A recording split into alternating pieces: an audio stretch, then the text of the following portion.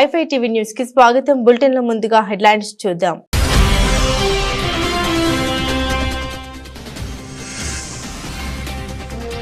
Press conference లో అంతరిక్షంలో అనుభవాల్ని పంచుకున్న సునీత విలియమ్స్. అంతరిక్షం నుండి ఇండియా అద్భుతంగా కనిపించిందని వ్యాఖ్య.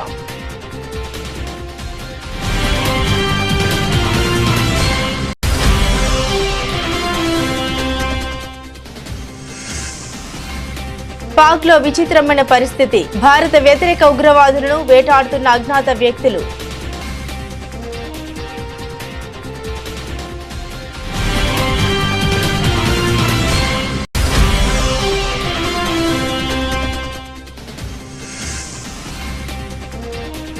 మా పాఠశాలలో విద్యార్థులకు తమిళం, తెలుగు భాషలను బోధిస్తున్నాం వెల్లడించిన యూపీ సీఎం.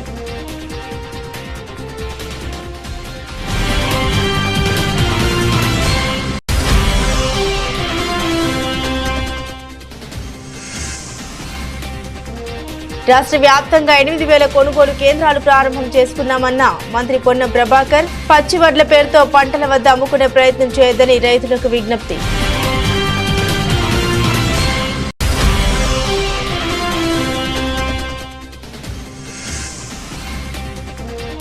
బాపట్ల జిల్లాలో చంద్రబాబు పర్యటన. పర్చూరు నియోజకవర్గం కొత్తగొల్లపాలెం గ్రామంలో పెన్షన్ల పంపిణీ.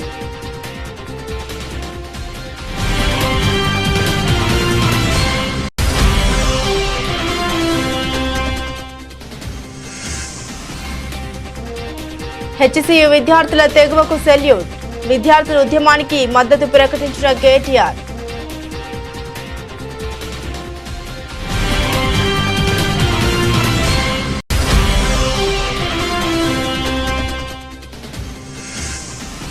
సివిల్ సప్లై శాఖ కేవలం తమ కుటుంబంపై మాత్రమే క్రిమినల్ కేసులు పెట్టిందన్న వైసీపీ నేత పేర్ని నాని. కేసులకు భయపడేది లేదని వ్యాఖ్య.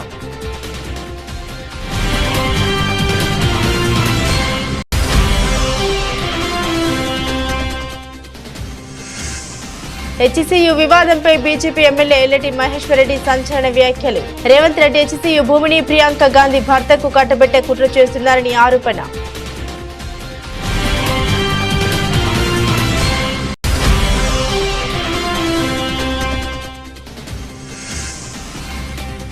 మ్యాడ్ స్క్వేర్ సినిమా రివ్యూలపై నిర్మాత నాగవంశీ తీవ్ర ఆగ్రహం. ప్రేక్షకులకు తెలిసినంత కూడా రివ్యూవర్లకు తెలియట్లేదా అంటూ ఫైర్.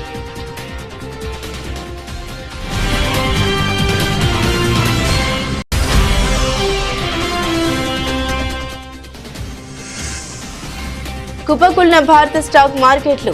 1,300 పాయింట్లు పతనమైన సెన్సెక్స్.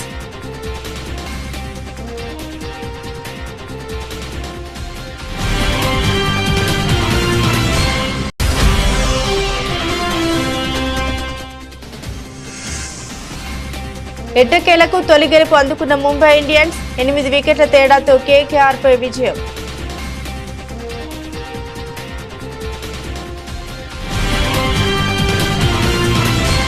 ఇక వివరాల్లోకి వెళ్తే దాదాపు 9 నెలల పాటు అంతరిక్షంలో చిక్కుకుపోయిన భారత సంతతి వ్యోమగామి సునీత విలియమ్స్, మరో వ్యోమగామి బుచ్ విల్మోర్ ఇటీవల భూమి మీద సురక్షితంగా అడుగుపెట్టారు. తాజాగా నాసా నిర్వహించిన ప్రెస్ కాన్ఫరెన్స్ లో అంతరిక్షంలో అనుభవాలను వీరు పంచుకున్నారు. అంతరిక్షం నుండి భారత్ ఎలా కనిపించిందనే ప్రశ్నకు సమాధానంగా చాలా అద్భుతంగా కనిపించిందని సునీత తెలిపారు. తాము హిమాలయాల మీద నుండి వెళ్లిన ప్రతిసారి మంచు పర్వతాల అందాలను విల్మోర్ కెమెరాలు బంధించారని సునీత తెలిపారు. హిమాలయాలు అత్యద్భుతమని తెలిపారు. గుజరాత్, ముంబై వంటి ప్రాంతాల మీద నుండి వెళ్తున్నప్పుడు తీరం వెంబడి ఉండే మత్స్యకారుల పడవలు తమకు సిగ్నల్ మాదిరి పనిచేసేవని అన్నారు. భారత్కు వచ్చే అంశం గురించి సునీత మాట్లాడారు. తన తండ్రి పుట్టిన దేశానికి త్వరలోనే వెళ్లాలనుకుంటున్నానని తెలిపారు. ఇండియాలో ఉన్న బంధువులు, ప్రజలతో ముచ్చటించాలని, వారితో తన అనుభవాల్ని పంచుకోవాలని ఉందని అన్నారు. భారత్ ఒక గొప్ప ప్రజాస్వామ్య దేశమని కొనియాడారు. అంతరిక్ష రంగంలో విజయాలు సాధిస్తున్న దేశాల సరసన నిలుస్తున్న దేశమని కితాబునిచ్చారు. తనలో భారత్ మూలాలు ఉండడం తనకెంతో గర్వంగా ఉందని చెప్పుకొచ్చారు. India is amazing. Every time we went over the Himalayas, and I'll tell you, Butch got some incredible pictures of the Himalayas. Just amazing. And you can see, like I've described it before, just like this ripple that happened, obviously when the plates collided, and then as it flows down into India, it's many, many colors. I think when you come from the east going into like Gujarat and Mumbai, the fishing fleet that's off the coast there gives you a little bit of a beacon that here we come. And then all throughout India, I think the impression I had was it was just like this network of lights from the bigger cities going down through the smaller cities. Just incredible to look at night as well as during the day, highlighted, of course, by the Himalayas, which is just incredible as a forefront going down into India. I hope, and I think for sure, I'm going to be going back to my father's home country and visiting with people and getting excited about the first, or not the first, but the Indian astronauts who's going up on the Axiom mission coming up. Pretty awesome. They'll have a hometown hero there of their own that will be able to talk about how wonderful the International Space Station is from his perspective. But I hope I can meet up at some point in time and we can share our experiences with as many people in India as possible, because it's a great country, another wonderful democracy that's trying to put its foot in the space countries, and we'd love to be part of that and help them along. పాకిస్తాన్లో ఉగ్రవాదుల గుండెల్లో రైళ్లు పరిగెడుతున్నాయి. గుర్తు తెలియని వ్యక్తులు వరుసగా భారత వ్యతిరేక ఉగ్రవాదులను లక్ష్యంగా చేసుకుని దాడులు చేస్తున్నారు. ఎప్పుడు ఎవరు వచ్చి కాల్చి చంపుతారో తెలియక భారత వ్యతిరేక ఉగ్రవాదులు బిక్కుబిక్కుమంటూ గడుపుతున్నారు. వారు బయటకి రావాలంటేనే హడలిపోతున్న పరిస్థితి కనిపిస్తుంది. తాజాగా కరాచీలో లష్కరే తోయిబా LET సంస్థకు ఫైనాన్షియర్ గా వ్యవహరిస్తున్న ఖాద్రీ అబ్దుల్ రెహమాన్ ను గుర్తు తెలియని వ్యక్తి కాల్చి చెప్పాడు. ఈ ఘటన పాక్ వాణిజ్య నగరమైన కరాచీలో చోటు చేసుకుంది. బైక్ పై వచ్చిన దుండగుడు రెహమాన్ ఒక దుకాణంలో నిలబడి ఉండగా కాల్పులు జరిపి అక్కడి నుండి పరారయ్యాడు. అబ్దుల్ రెహమాన్ 26/11 ఉగ్రదాడి సూత్రధారి హఫీజ్ సయ్యద్ కు సన్నిహితుడు. రెహమాన్ లష్కరే తోయిబా సంస్థకు ఆర్థికంగా వెన్నుదన్నుగా ఉంటూ కీలక పాత్ర పోషిస్తున్నట్లు గుర్తించారు. పాకిస్తాన్ భారత్ లో ఎన్నో దాడులకు ఈ సంస్థ కారణం. కరాచీలో ఉంటూ నిధులు సేకరించే బాధ్యతను రెహమాన్ చూసుకునేవాడు. ఇదిలా ఉండగా లష్కరే తోయిబా ఉగ్రవాది అబూ ఖతల్ కూడా గుర్తు తెలియని వ్యక్తుల చేతిలో హతమయ్యాడు. అబూ ఖతల్ 2017 రియాసీ బాంబు పేలుడు, 2023 జమ్మూ కాశ్మీర్ యాత్రికుల బస్సుపై దాడి ఘటనలో ప్రధాన సూత్రధారిగా ఉన్నారు. జాతీయ విద్యా విధానం నేషనల్ ఎడ్యుకేషన్ పాలసీలో భాగమైన త్రిభాషా సూత్రం 3 లాంగ్వేజ్ రో అమలు విషయంలో కేంద్రం తమిళనాడు ప్రభుత్వం మధ్య గత కొన్ని రోజులుగా వివాదం కొనసాగుతున్న విషయం తెలిసిందే. కేంద్రం ప్రతిపాదించినటువంటి త్రిభాషా సూత్రాన్ని స్టాలిన్ ప్రభుత్వం ముందు నుండి వ్యతిరేకిస్తూ వస్తుంది. దక్షిణాది రాష్ట్రాలపై హిందీని బలవంతంగా రుద్దడం ఏంటని ప్రశ్నిస్తుంది. ఈ వ్యవహారంపై ఉత్తరప్రదేశ్ ముఖ్యమంత్రి యోగి ఆదిత్యనాథ్ తాజాగా స్పందించారు. యూపీలోని పాఠశాలల్లో విద్యార్థులకు తమిళం, తెలుగుతో పాటుగా పలు రాష్ట్రాల అధికారిక భాషలు బోధిస్తున్నట్టు తెలిపారు. ఈ మేరకు తమిళనాడులోని స్టాలిన్ ప్రభుత్వంపై ఆయన తీవ్ర స్థాయిలో విమర్శలు గుప్పించారు.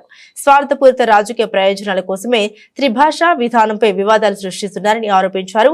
ఓ వార్తా సంస్థకి ఇచ్చిన ఇంటర్వ్యూలో యోగి ఆదిత్యనాథ్ మాట్లాడుతూ ఉత్తరప్రదేశ్ లోని పాఠశాలలో విద్యార్థులకు తమిళం, తెలుగు, మలయాళం, కన్నడ, బెంగాలీ, మరాఠీ వంటి భాషలను బోధిస్తున్నాం.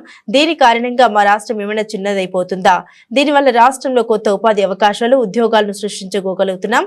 కొందరు స్వార్థపూరిత రాజకీయ ప్రయోజనాల కోసం త్రిభాషా విధానంపై వివాదాలు సృష్టిస్తున్నారు. ఇది యువత ఉపాధి అవకాశాలను తీవ్రంగా దెబ్బతీస్తుందని యోగి అన్నారు. సిద్దిపేట జిల్లాలోని హుస్నాబాద్ మండలం పోతారం ఎస్లో జిల్లా గ్రామీణ అభివృద్ధి సంస్థ సెర్ఫ్ ఆధ్వర్యంలో వరి ధాన్యం కొనుగోలు కేంద్రాన్ని మంత్రి పొన్నం ప్రభాకర్ ప్రారంభించారు.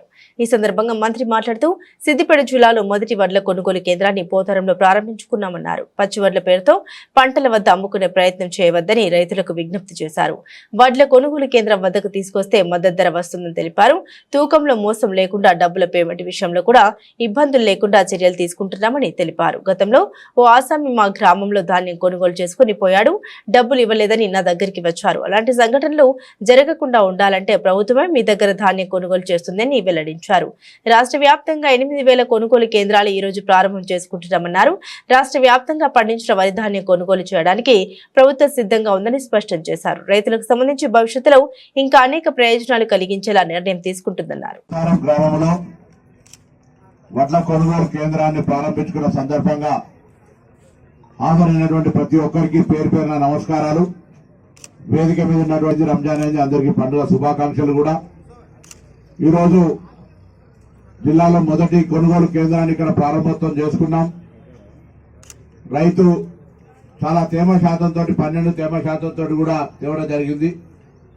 ఈ సందర్భంగా రైతులందరికీ ఒకటే విజ్ఞప్తి, ఎవరు కూడా పచ్చి వడ్ల పేరు మీద పంటగానే అమ్ముకునేటువంటి ప్రయత్నం చేయకండి.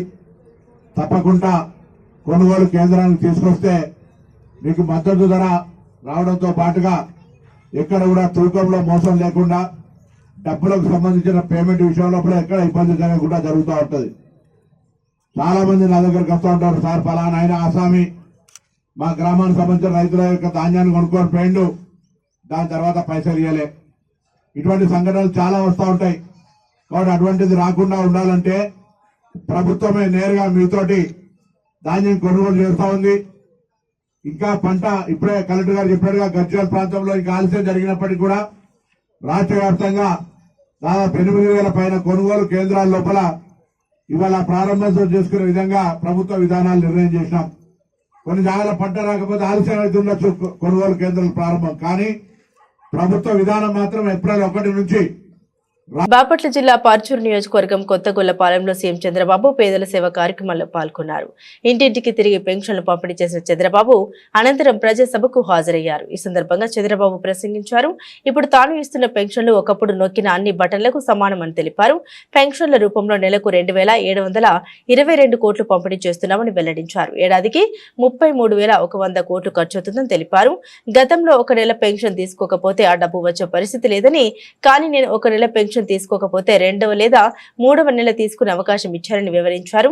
2 నెలల పెన్షన్లు తీసుకున్న వారు 93,300 మంది ఉన్నారని వెల్లడించారు. నేను ఇటీవల కొత్త కార్యక్రమానికి శ్రీకారం చుట్టాను. 1వ తారీఖు వస్తే ఆఫీసర్లు గాని రాజకీయ నాయకులు గాని అందరం కూడా 1వ తారీఖు వచ్చిందనుకుంటాం, జీతాలు తీసుకుంటారు, హ్యాపీగా ఉంటారు. కానీ ఒక నూతనమైన నిర్వచనం ఇచ్చి 1వ తారీఖు వస్తే ప్రజల సేవలో అందరూ ఉండాలని, పేరు కూడా ప్రజా సేవలో అనే పేరు పెట్టి 7 గంటలకు మీ తలుపు దట్టి మీకు డబ్బులు ఇచ్చే కార్యక్రమాన్ని ఏర్పాటు చేశాను. కలెక్టర్ దగ్గర నుంచి మంత్రి దగ్గర నుంచి కింది స్థాయిలో ఉండే అధికార యంత్రాంగం, రాజకీయ ప్రతినిధులు అందరూ కూడా మీ దగ్గరికి రావాలి, మీ దర్శనం చేసుకోవాలి. అందుకే నేను ఒక మాట అన్నాను, ప్రజలే ఫస్ట్, అంటే ప్రజలే ముందు, ఆ తర్వాతనే మిగిలినటన్ని. ఆ నినాదంతో ఇప్పటికి 10వ నెల నేను చెప్పి, నేను అమరావతిలో ఉంటే ఏసీ రూమ్ లో ఉంటే 2 రోజుల తర్వాత మా మంత్రులంతా నన్ను తిట్టుకొని ఈయన ఏసీ రూమ్ లో ఉన్నాడు అని వీళ్ళు కూడా ఎగ్గొట్టే పరిస్థితి వస్తుంది. నేను ముందుండి నడిపించాలనే ఉద్దేశంతో క్షేత్ర స్థాయిలో నేను పనిచేస్తున్నాను. ఎప్పుడు కూడా యుద్ధం చేసేటప్పుడు సైన్యాధిపతి ముందుండకపోతే యుద్ధంలో జయించలేము. అందుకని నేను ఈ కార్యక్రమానికి శ్రీకారం చుట్టాను. హెచ్సియు భూముల పరిరక్షణ కోసం విద్యార్థులు చేస్తున్న పోరాటంపై రేవంత్ రెడ్డి సర్కార్ దుర్మార్గంగా వ్యవహరిస్తోందని, దుశ్శాసన పర్వం కొనసాగిస్తోందని బీఆర్ఎస్ వర్కింగ్ ప్రెసిడెంట్ కేటీఆర్ నిప్పులు చెరిగారు. తెలంగాణ భవన్ లో తనను కలిసిన హైదరాబాద్ సెంట్రల్ యూనివర్సిటీ విద్యార్థుల పోరాటానికి అండగా ఉంటామని కేటీఆర్ భరోసానిచ్చారు. అనంతరం ఆయన మీడియాతో మాట్లాడుతూ, భూముల పరిరక్షణ కోసం ఆందోళన చేస్తున్న ఆడబిడ్డలను లాగిపడేసి దుస్తులు చించి దౌర్జన్యం చేయడం ఏమిటని నిలదీశారు. 1968-71 వరకు జరిగిన తొలి దశ తెలంగాణ ఉద్యమంలో 370 మంది ఆత్మ బలిదానాల సాక్షిగా హైదరాబాద్ సెంట్రల్ యూనివర్సిటీ ఏర్పడిందని గుర్తు చేశారు. యూనివర్సిటీ విద్యార్థులపై భూములపై కాంగ్రెస్ ప్రభుత్వం దాష్టికం చేస్తుందని ఆగ్రహాన్ని వ్యక్తం చేశారు. రాష్ట్ర ప్రభుత్వం 100 బుల్డోజర్లను, హిటాచీ యంత్రాలను పోలీసులు పెట్టి అక్కడున్న చెట్లను నరికివేసి జంతువులను తరిమేసి అక్కడ ఏమీ లేని బంజరు భూమి అని చెప్పేందుకు ఎందుకు ఆరాటపడుతుందని ప్రశ్నించారు. గచ్చిబౌలి, నానక్రామ్గూడ, కాజాగూడ, కోకాపేట వరకు నగరం కాంక్రీట్ జంగల్లా మారింది. ఫైనాన్షియల్ డిస్ట్రిక్ట్ ఏరియాలో నగరం విస్తృతంగా పెరిగింది. దేశంలోని ఏ నగరంలోనూ ఇంత తక్కువ విస్తీర్ణంలో భారీగా నగరం అభివృద్ధి చెందలేదు. కోట్లాది చదరపు అడుగుల్లో నిర్మాణాలు జరుగుతున్నాయని వివరించారు. నేను కాంగ్రెస్ పార్టీని, ముఖ్యంగా ఇక్కడున్న కాంగ్రెస్ ప్రభుత్వాన్ని సూటిగా ఒక 3-4 ప్రశ్నలు ఆ పిల్లల తరపున, మా పార్టీ తరపున కూడా అడుగుతా ఉంది.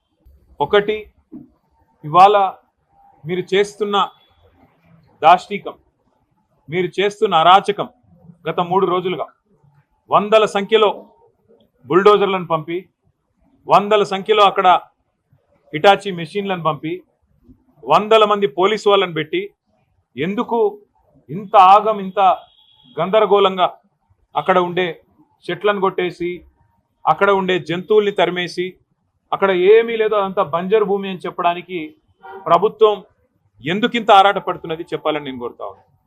ముఖ్యంగా ఈ ప్రాంతం అంటే మొత్తం హైదరాబాద్ సెంట్రల్ యూనివర్సిటీ తీసుకుంటే దాదాపు 2,600 ఎకరాలు దాటి విస్తరించి ఉన్న ఒక విశ్వవిద్యాలయం. మనం నిజంగా చెప్పాలంటే ఈ పశ్చిమ హైదరాబాద్ గత 10-15 ఏళ్లలో విస్తృతంగా పెరిగిపోయింది. అది మన గచ్చిబౌలి కావచ్చు, నానక్రామ్గూడ కావచ్చు, ఖాజాగూడ కావచ్చు, ఆ ప్రాంతం మొత్తం శేర్లింగంపల్లి దాకా, ఎక్కడికక్కడ ఇవాళ కోకాపేట దాకా విస్తృతంగా ఒక కాంక్రీట్ జంగల్గా మారిపోయిన పరిస్థితి. అక్కడ నిజంగా చెప్పాలంటే ఇప్పుడు జరుగుతున్న కన్స్ట్రక్షన్ బహుశా భారతదేశంలో ఏ నగరంలో ఇంత స్మాల్ ఏరియాలో అంత పెద్ద ఎత్తున కన్స్ట్రక్షన్ ఎక్కడ కూడా జరగడం లేదు. ఇది వాస్తవం. అక్కడ మా గవర్నమెంట్ ఉన్నప్పుడు కూడా మరి 57, 56 అంతస్తుల బిల్డింగ్లకి మేము కూడా పర్మిషన్లు ఇచ్చిన మాట కూడా వాస్తవం. ఇవాళ అక్కడ జరుగుతున్న నిర్మాణం కొన్ని లక్షల కోట్ల స్క్వేర్ ఫీట్ల నిర్మాణం అక్కడ జరుగుతూ ఉంది. ఒక కాంక్రీట్ జంగల్గా ఆ ప్రాంతం మొత్తం భవిష్యత్తులో మారబోతా ఉంది. గోడౌన్ నుండి రేషన్ బియ్యం మాయం చేశారని అభియోగాలతో వైసీపీ నేత పేర్ని నాని, ఆయన భార్య పేర్ని జయసుధలపై కేసు నమోదైన సంగతి తెలిసిందే. ఈ కేసులో పేర్ని నానికి హైకోర్టు బెయిల్ మంజూరు చేయగా ఆయన భార్యకు కృష్ణా జిల్లా కోర్టు బెయిల్ మంజూరు చేసింది. మరోవైపు జయసుధ బెయిల్ రద్దు చేయాలని కోరుతూ ఏపీ హైకోర్టులో పోలీసులు పిటిషన్ దాఖలు చేశారు. ఈ నేపథ్యంలోనే పేర్ని నాని మాట్లాడారు, కీలక వ్యాఖ్యల్ని చేశారు. తమ కుటుంబంపై తప్ప సివిల్ సప్లై శాఖ మరెవరిపైనా క్రిమినల్ కేసులు పెట్టలేదని పేర్ని నాని ఆరోపించారు. సాక్షాత్తు సివిల్ సప్లై మంత్రి 22,000 టన్నుల బియ్యం పట్టుకున్న కేసు లేదని, seize the ship, seize the godown అన్నా కూడా ఎవరిపైనా క్రిమినల్ కేసులు పెట్టలేదని తెలిపారు. వాళ్ళందరిపై కేవలం 6A కేసు నమోదు మాత్రమే పెట్టారని తెలిపారు. తనకు ముందు గానీ తన తర్వాత గానీ ఒక్కరిపై కూడా క్రిమినల్ కేసులు పెట్టలేదని తెలిపారు. తనపై కక్ష కట్టారనే విషయం దీంతో అర్థమవుతుందని అన్నారు. తన భార్యను, తన కొడుకుని ఎన్ని ఇబ్బందులు పెట్టినా ఎదుర్కొంటామని తెలిపారు. అవసరమైతే జైలుకు వెళ్దామని తన భార్య కూడా చెబుతోందని అన్నారు. కేసులకు భయపడేది లేదని తెలిపారు. ఎన్ని కేసులు పెట్టినా వైసీపీ నుండి తప్పుకునేది లేదని, ఎప్పటికీ జగన్ వెంట ఉంటామని తెలిపారు. కూటమి ప్రభుత్వం చేసే తప్పులను ప్రశ్నిస్తూనే ఉంటామని అన్నారు. సివిల్ సప్లై శాఖ మంత్రి వెళ్ళి 22,000 టన్నులు పట్టుకున్నాను అని చెప్పని గోడౌన్లు సీజ్ చేశాను, క్రిమినల్ కేసు లేదు, అందరి మీద 6A కేసే. తర్వాత చాలా జరుగుతున్నాయి, అన్నీ 6A కేసులే. క్రిమినల్ కేసు నాకు ముందు కానీ నా తర్వాత కానీ ఒక్కరి మీద కూడా క్రిమినల్ కేసు సివిల్ సప్లైస్లో లేదు అంటే దాన్ని బట్టి వీళ్ళ పోకడ ఎట్లా ఉంది, వీళ్ళ దిగజారుడుతనం ఎట్లా ఉందో కూడా ప్రజలు గమనిస్తున్నారని చెప్తూ ఇంకోటి కూడా వాళ్ళకి హెచ్చరిక చేయదలుచుకున్నాం, లేకపోతే చెప్పదలుచుకున్నాం.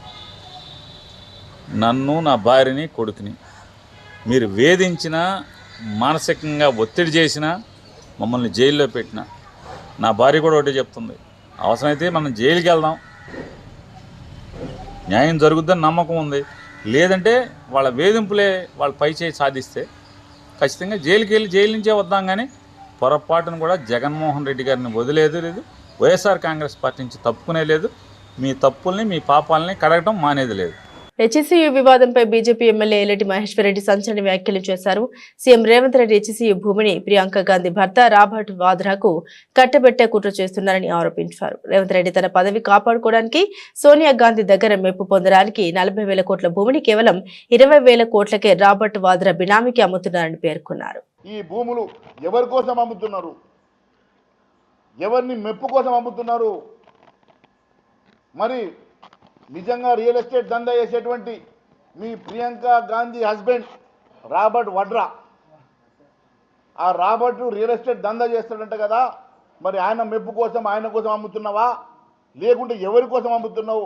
40,000 కోట్ల విలువ చేసేటువంటి ఈ భూములు కేవలం 20,000 కోట్లకి అమ్మడానికి మీరు చూస్తున్నట్టు 20,000 కోట్ల రూపాయలు ప్రియాంక గాంధీ గారి భర్తకి ఆ రోబోట్ కోసము మీరు అమ్ముతున్నట్టుగా మాకు ఇన్ఫర్మేషన్ ఉన్నది. ఎట్టి పరిస్థితిలో మీ పదవి కాపాడుకోవడం కోసం, మీ రోబోట్ని మెప్పు కోసం, మీ సోనియా గాంధీ, ప్రియాంక గాంధీ మెప్పు కోసం 40,000 కోట్ల విలువ చేసే ఈ భూములు వారి బినామీలకు 20,000 కోట్లకు అమ్మడానికి మీరు చేస్తున్న మాట ఇది వాస్తవం కాదని అడుగుతున్నా. అనంతపురం జిల్లా పాపిరెడ్డిపల్లిలో టీడీపీ ఎమ్మెల్యే పరిటాల సునీత కక్ష సాధింపు వల్లే వైఎస్ఆర్సీపీ కార్యకర్త కురబ లింగమయ్య హత్యకు గురయ్యాడని రాప్తాడు మాజీ ఎమ్మెల్యే తూపు దుర్తి ప్రకాష్ రెడ్డి ఆగ్రహాన్ని వ్యక్తం చేశారు. లింగమయ్య హత్యపై మీడియాకు విడుదల చేసిన వీడియోలో ఆయన మాట్లాడారు. పరిటాల సునీత డైరెక్షన్ లో స్థానిక ఎస్ఐ సుధాకర్ ప్రోత్సాహంతోనే ఈ ఘాతుకం జరిగిందని ఆరోపించారు. హత్యకు పాల్పొన్న 6 నిందితుల్ని కాపాడేందుకు పోలీసులు ప్రయత్నిస్తుండడం చూస్తుంటే లోకేష్ రెడ్ బుక్ రాజ్యాంగం ఎంతగా దారుణంగా అమలు జరుగుతుందో అర్థమవుతుందని అన్నారు. అతను పచ్చకండువా కప్పుకొని పనిచేస్తున్నాడా, కాకి చొక్కాకు పనిచేస్తున్నాడా? మరి డీజీపీ గారు ఆలోచన చేయాల. ఆయన కేవలం తన భవిష్యత్తు రాజకీయ ప్రయోజనాలను దృష్టిలో పెట్టుకొని పరిటాల కుటుంబానికి కొమ్ము కాస్తా ఉన్నాడు. 27వ తేదీన పరిటాల శ్రీరామ్ ఇదే పాపిరెడ్డిపల్లి గ్రామంలో రమేష్ ఇంట్లో వాళ్ళ చిన్నాయన రమేష్ ఇంట్లో కూర్చొని మండలానికి ఒకరిని చంపంది భయం ఉండదు అనేసి మాట్లాడడం, మరి ఆ పిల్లల్ని రెచ్చగొట్టడం, 27 రాత్రి దాడి జరగడం, 28 రాత్రి దాడి జరగడం, అయినా పోలీస్ చర్యలు లేకపోవడం వల్లనే ఈరోజు 30వ తేదీ అంటే నిన్న కురుబ లింగమయ్యన్నను హత్య చేయడం జరిగింది. మరి హత్య జరిగింది, హంతకుల పేర్లు వారి కుమారులు సంఘటనా స్థలంలో ఉండి దెబ్బలు తిన్న వారి కుమారులు చెప్తా ఉన్నారు. పోలీసులు తమకు కావలసిన విధంగా ఎఫ్ఐఆర్ రాసుకొని లింగమయ్య అన్న భార్యతో సంతకం పెట్టించుకొని ఇద్దరి పేర్లే నమోదు చేస్తూ ఉన్నారు. ఎందుకు ఇది?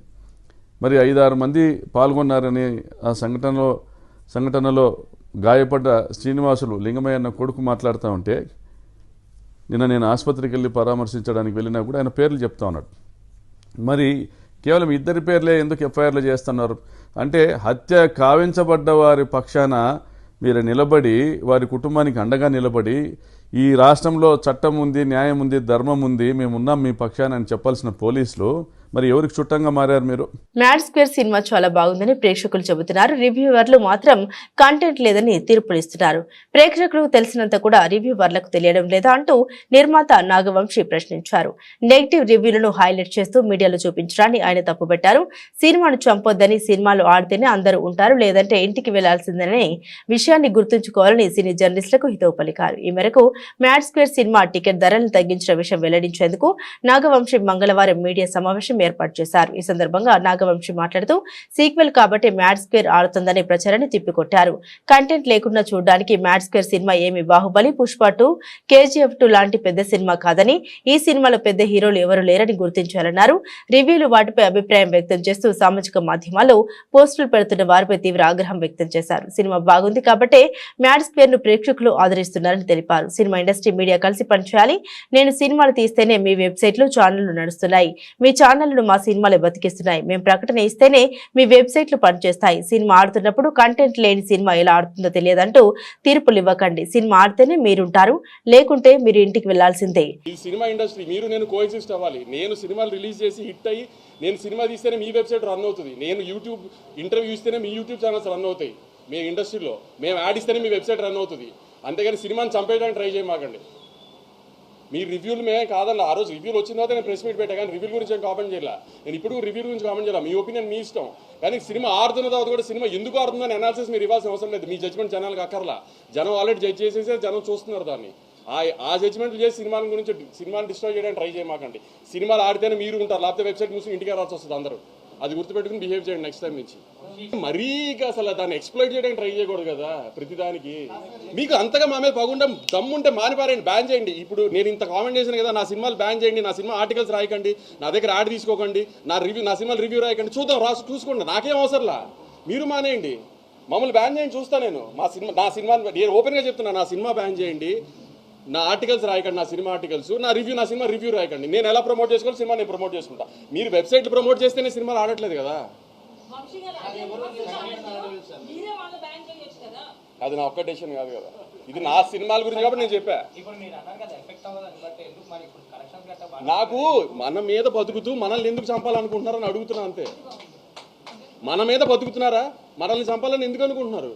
ఏంటి ఆ సాడిజము? ఆసియా కుబేరుడు బిలియనియర్ ముఖేష్ అంబానీ కుమారుడు Reliance industries limited director Anant Ambani Gujarat లోని జామ్నగర్ నుండి ద్వారకాకు కాలినడకన వెళ్తున్నారు.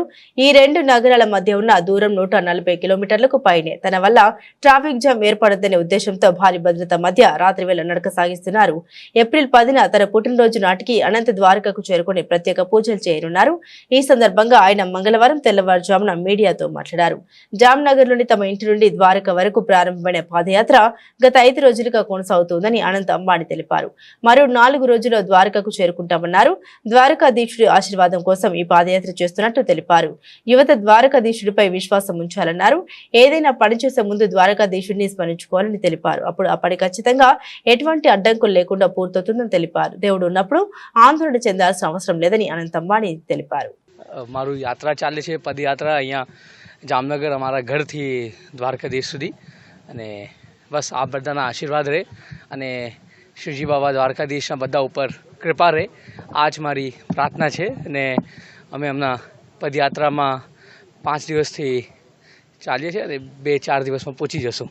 એ જ દ્વારકાધીશ તો બધાના રાજા છે અને અમારા બધાના એ માલિક છે ને શ્રીજી બાબાના આશીર્વાદથી એ મને શક્તિ આપી છે ચાલવા માટે, તો હું ચાલું છું અને આ મારું પહેલું વાર છે અને બસ એટલા જ કહું કે જય દ્વારકાધીશ.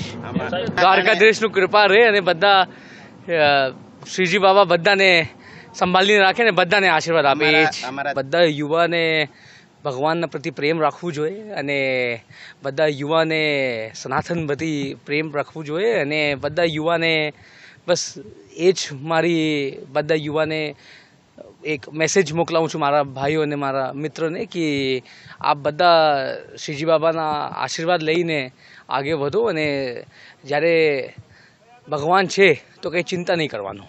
એ જ కొత్త ఆర్థిక సంవత్సరం తొలి రోజునే దేశీయ స్టాక్ మార్కెట్లు కుప్పకూలాయి. అమెరికా సుంకాల ఆందోళనతో సెంటిమెంట్ దెబ్బతింది.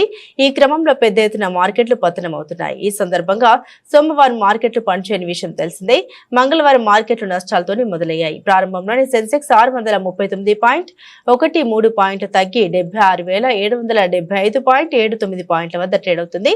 నిఫ్టీ సైతం 180.25 పాయింట్లు తగ్గి 23,339.10 పాయింట్లకు చేరుకుంది. ప్రస్తుతం సెన్సెక్స్ 1265.12 పాయింట్లు తగ్గి 76,149.80 పాయింట్ల వద్ద ట్రేడ్ అవుతుంది.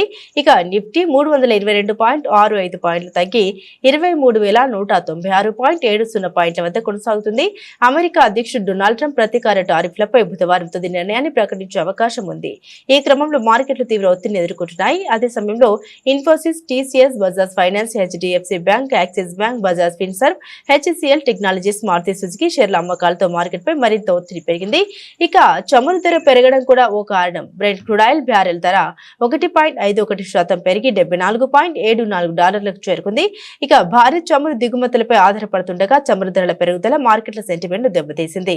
దానికి తోడు విదేశీ సంస్థాగత పెట్టుబడిదారులు తమ పెట్టుబడులను ఉపసంహరించుకుంటున్నారు. శుక్రవారం 4,352.82 కోట్ల విలువ షేర్లను విక్రయించారు. ఇక ట్రంప్ సుంకాల కారణంగా అమెరికాలో ఆర్థిక మాంద్యం ప్రభావం పడే అవకాశం ఉందని గోల్డ్మెన్ సాక్స్ అంచనా వేసింది. ఈ క్రమంలో పెట్టుబడిదారులు ఆందోళన వ్యక్తమవుతుంది. ప్రస్తుతం మార్కెట్లో Bajaj finance service, HDFC bank, Infosys, Hindalco, HCL, Axis bank, Titan company, Shriram finance, TCS నష్టాల్లో కొనసాగుతుండగా IndusInd bank, Trent, HDFC life, Cipla, doctor Reddy's, Bajaj auto, ONGC, Adani enterprises లాభాల్లో కొనసాగుతున్నాయి. వరుసగా 2 మ్యాచ్లలో ఓడిపోయి తీవ్ర ఒత్తిడిలో నేడు 3వ మ్యాచ్ ఆడిన ముంబై ఇండియన్స్ స్ఫూర్తిదాయక విజయాన్ని అందుకుంది. ముంబైలోని వాంఖేడే స్టేడియంలో కోల్కతా నైట్ రైడర్స్ తో జరిగిన మ్యాచ్ లో ఎంఐ జట్టు 8 వికెట్ల తేడాతో ఘన విజయంగా నెగ్గింది. తొలుత ముంబై ఇండియన్స్ పేసర్ అశ్విన్ కుమార్ 4 వికెట్లతో రాణించగా కేకేఆర్ 16.2 ఓవర్లలో 116 పరుగులకే ఆల్అౌట్ అయింది. అనంతరం స్వల్ప లక్ష్యాన్ని ముంబై ఇండియన్స్ 12.5 ఓవర్లలోనే ఛేదించింది. ఈ క్రమంలో 2 వికెట్లు కోల్పోయి 121 పరుగులు చేసింది. ముంబై ఇన్నింగ్స్ లో ఇంపాక్ట్ ప్లేయర్ గా వచ్చిన రోహిత్ శర్మ మరోసారి తన పేలవ ఫామ్ ను చాటుకుంటూ 13 పరుగులకే వెనుదిరిగాడు. మరో ఓపెనర్ రియాన్ రికల్టన్ మాత్రం దూకుడుగా ఆడుతూ స్కోర్ బోర్డును పరుగులు పెట్టించాడు. రికల్టన్ 41 బంతుల్లో 4 4లు 5 6లతో అందజేయగా అజేయంగా 62 పరుగులు చేశాడు. అవతలి ఎండ్లో సూర్యకుమార్ యాదవ్ కూడా మెరుపుదాడి చేశారు. సూర్యకుమార్ 9 బంతుల్లో 3 4లు 2 6లతో 27 పరుగులు చేసి నాట్అవుట్ కి నిలిచాడు. 1 డౌన్ లో వచ్చిన బిల్ జాక్స్ 16 పరుగులు చేశాడు. కోల్కతా నైట్ రైడర్స్ బౌలర్ లో ఆండ్రీ రజెల్ 2 వికెట్లు తీశాడు.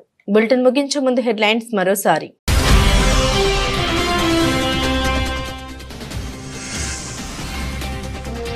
ప్రెస్ కాన్ఫరెన్స్ లో అంతరిక్షంలో అనుభవాల్ని పంచుకున్న సునీత విలియమ్స్. అంతరిక్షం నుండి ఇండియా అద్భుతంగా కనిపించిందని వ్యాఖ్య.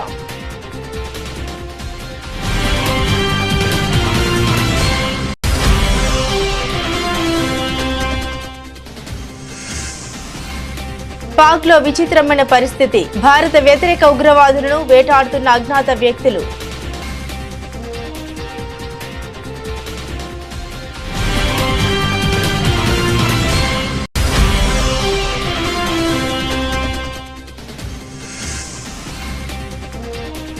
మా పాఠశాలలో విద్యార్థులకు తమిళం, తెలుగు భాషలను బోధిస్తున్నాం వెల్లడించిన యూపీ సీఎం.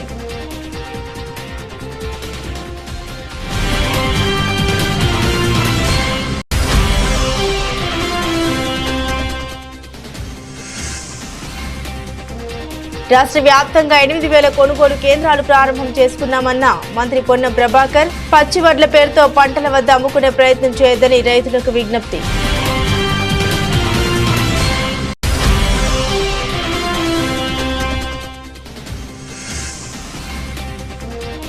బాపట్ల జిల్లాలో చంద్రబాబు పర్యటన.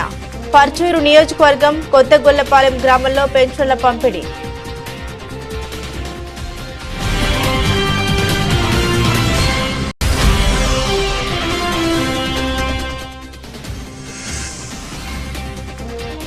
హెచ్సియు విద్యార్థుల తెగువకు సెల్యూట్. విద్యార్థుల ఉద్యమానికి మద్దతు ప్రకటించిన కేటీఆర్.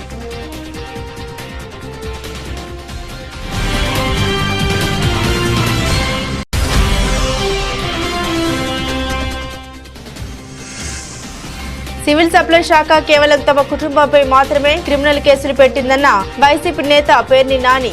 కేసులకు భయపడేది లేదని వ్యాఖ్య.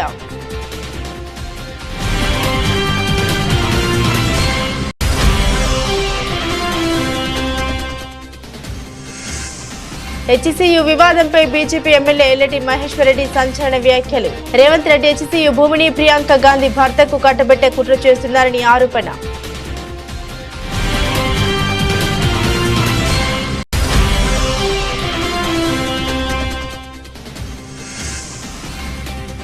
మ్యాడ్ స్క్వేర్ సినిమా రివ్యూలపై నిర్మాత నాగవంశీ తీవ్ర ఆగ్రహం.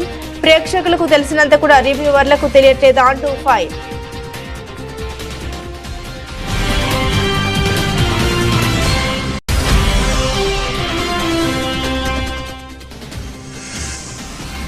కుప్పకూలిన భారత స్టాక్ మార్కెట్లు. 1300 పాయింట్లు పతనమైన సెన్సెక్స్.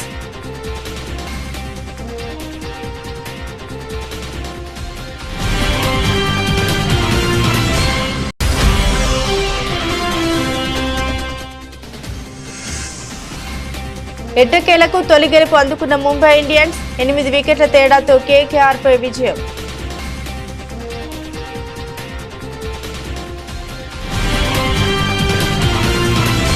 ఇవి బులెటిన్లోని విశేషాలు. తిరిగి మరో బులెటిన్తో మళ్ళీ కలుసుకుందాం. అంతవరకు సెలవు. నమస్కారం.